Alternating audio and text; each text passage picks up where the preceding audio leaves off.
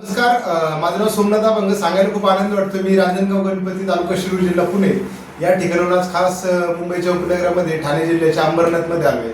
तर माझ्यासोबत आहेत शीतल लवले मॅडम. शीतल मॅडमला रियाज अमृत ज्यूस घ्यायच्या अगोदर काय त्रास होता आणि अमृत ज्यूस घेतल्यानंतर मॅडमला काय अनुभव आलाय ते मॅडम त्यांच्या तोंडून सांगतील. तर मॅडम, तुमचा अमृत ज्यूस सोबतचा अनुभव आपल्या प्रेक्षकांना सांगा. मला हे अमृत ज्यूस घेण्या अगोदर डिलिव्हरीनंतर खूप सारे प्रॉब्लेम होते, जसे की रक्त कमी होतं, कॅल्शियमची कमी होती, हातपाय पण खूप दुखत होते आणि मला मायग्रेनचा खूप जास्त त्रास होता. पण मी सरांकडनं हे अमृत ज्यूस घेतलं, त्याच्यानंतर मला खूपच 100% जवळपास म्हटलं तरी रिझल्ट आलेला आहे.